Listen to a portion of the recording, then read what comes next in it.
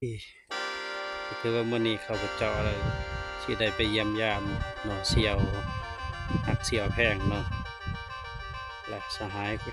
ครอบครัวสหายเวียงเพชรเนาะถือว่าเป็นครอบครัวตัวแบบเนาะ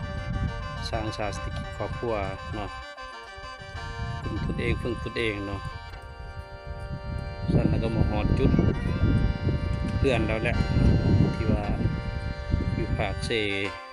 พี่ใหม่เนาะถือว่าบรรยากาศ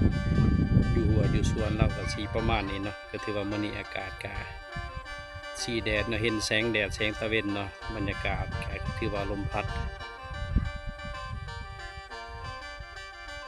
ถือว่าอากาศเย็นมื้อนี้เนาะถือว่าแท่งน้ำเพิ่นใส่พลังงาน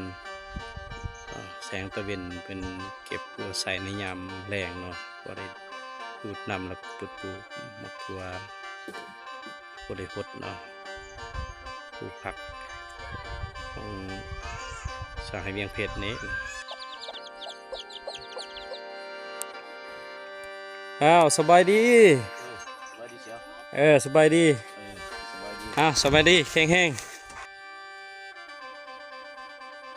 ถือว่าได้จักเดือนแล้วเสียวจะซักเขาเนี่ยโอ้เขาใน3 เดือนเลยเชียวโอ้เข้าอีหยังแนวอีหยังเนี่ยโอ้แนวพันธุ์ของอันนั้นเป็นพันธุ์ขยายโอ้งามเนาะเขาเหี่ยวเขาบ่ลึกเขาเจาะเนี่ยเขาเนี่ยเชียวโอ้ปลูกหยังแน่อยู่สวนมัน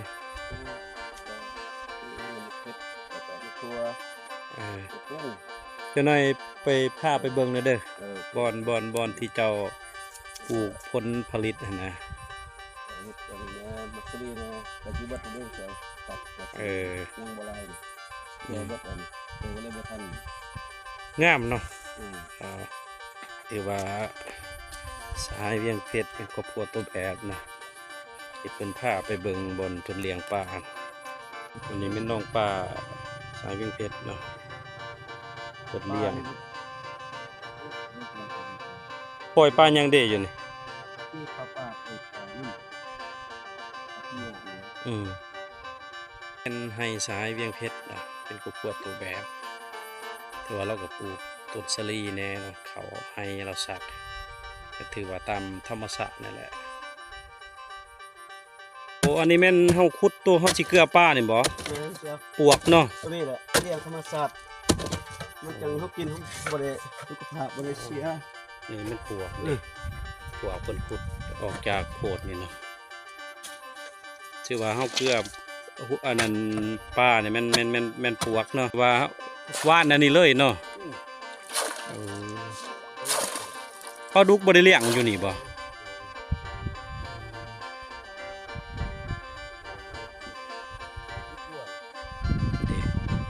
แม่นป้าได้บวนเนาะอันนี้มันของแบ่ใช้มีเพชรเนาะเปิดไปครั้งเนาะเพราะว่ามันเขาเราดูทุนทำการผลิตของประชาชนนะก็จะครั้งปอยามสีตอนเที่ยง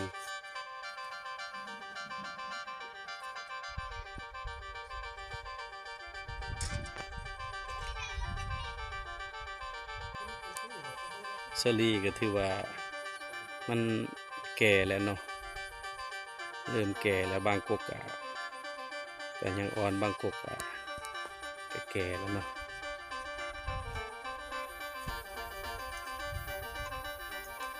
บางกกก็แก่แล้วมักซิลีเนาะ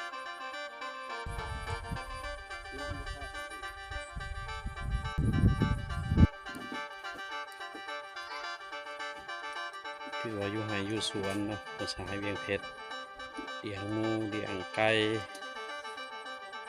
มันต้มกระโปดนะ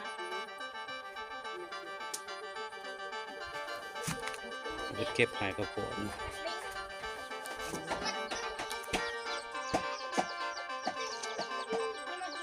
เลี้ยง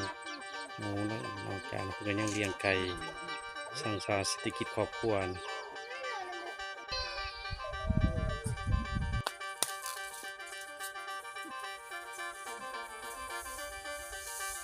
สูงเนาะแนวเขาเนาะแนวเขาสูงมิวสลี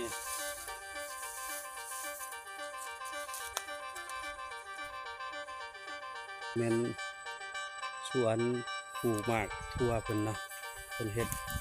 คือเฮ็ดอันนี้ไว้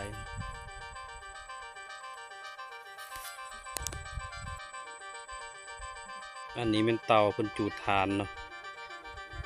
ตัวใหญ่นะ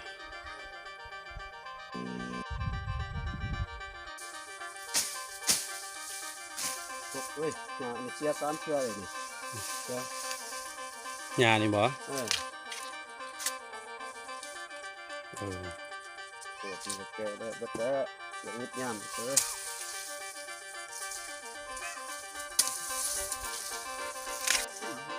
มักแต่งจริงบ่ อื